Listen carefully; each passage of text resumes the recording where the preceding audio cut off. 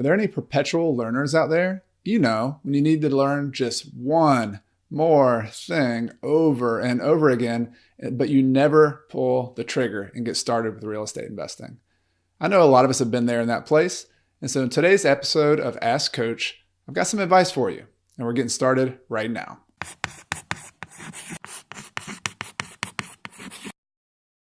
Hey, I'm Chad Carson. You can also call me Coach Carson. And this channel is all about investing in real estate so that you can achieve financial independence and do more of what matters. In just a moment, I'm going to take you to a live clip where I had a live stream and I answered some questions for others.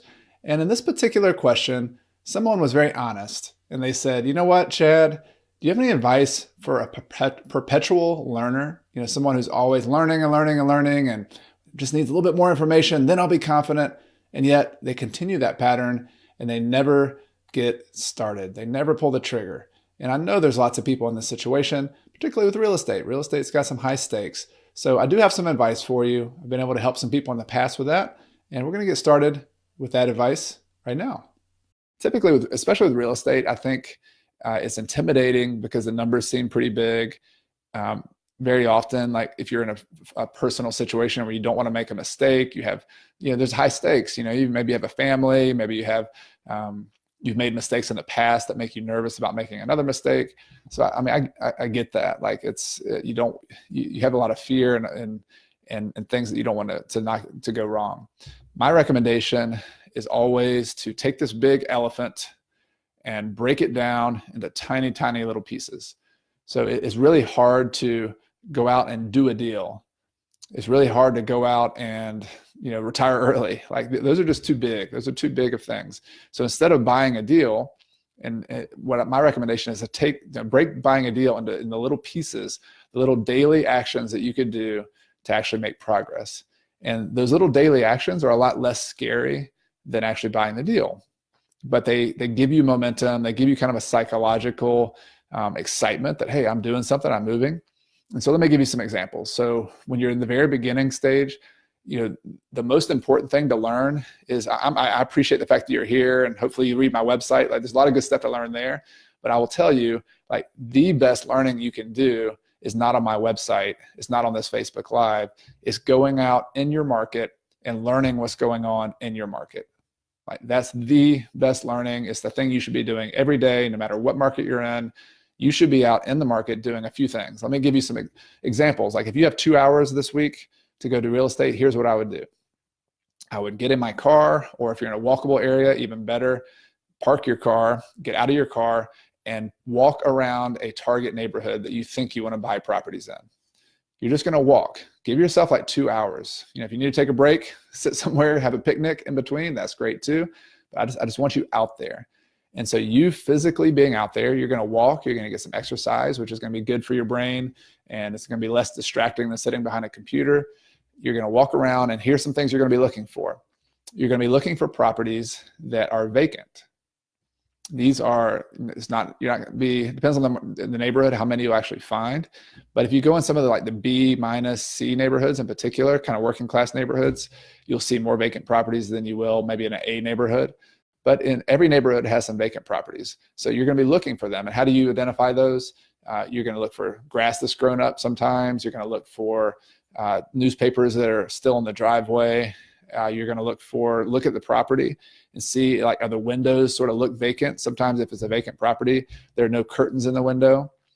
You can see right into the house. Maybe there's no toys and there's nothing, like no plants around. Like you'll start noticing little indicators that there's a vacant house. Now, why is a vacant house important? If a house is vacant, there's somebody who owns that and they're just letting it sit there, making no money or not living in it. That is a potential person who might sell you a property. So if you walked around for 2 or 3 hours and you found 5 vacant properties, that would be very successful. And what I would do next was I would then go look up. You might be able to do this on your phone while you're sitting there on the bench eating your picnic lunch. Look on the phone, go to your local tax assessor, find out who that owner is. And if you can look up in the whitepages.com and find their phone number, call them up right there while you're sitting there in front of the house would be even better. Call them up and say, I'm walking around this neighborhood on Smith Street. I saw your property at 155 Smith Street. I'm interested in buying a house in the neighborhood. Is that something you might be interested in selling?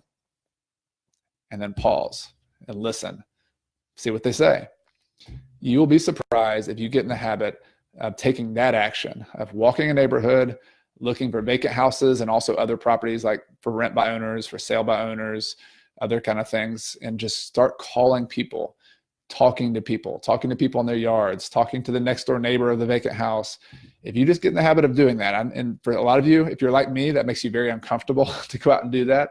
But I have found that is one of the most effective ways to sort of move past that just analysis paralysis, learning, being a perpetual learner, because you're actually forcing yourself to get out in the market and do it. And even if you don't buy a property, like if you called those 5 vacant house properties, you sent them letters, you talked to some neighbors, I guarantee you're going to learn a lot about the market.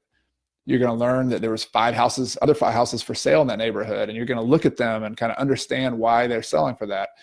You might see an open house and you walk right into an open house and understand why, what that property looks like that's trying to sell for $300,000. There's very few people, especially today when everybody's busy, everybody's using social media. There are just very few people who are getting out from behind their computer and like actually going places.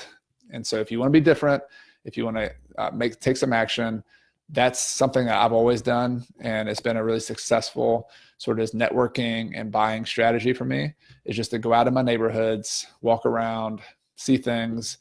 Even today, I was my wife and I every Wednesday morning to do a little exercise together and then go eat breakfast together after the kids are at school.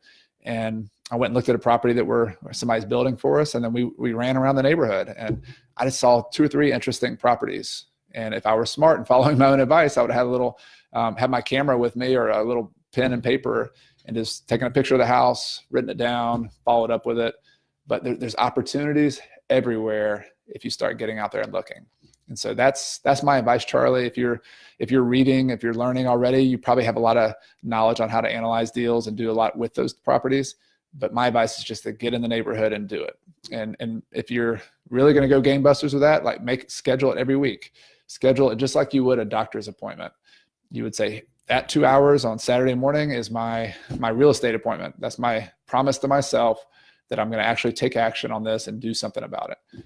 And if you do that, next week when I have another Facebook Live, and you could get back on here and say, all right, Chad, I went and did my walking for dollars and I found 2 properties. Like, what do I do now? And that would be great. You'd be able to learn even more from that.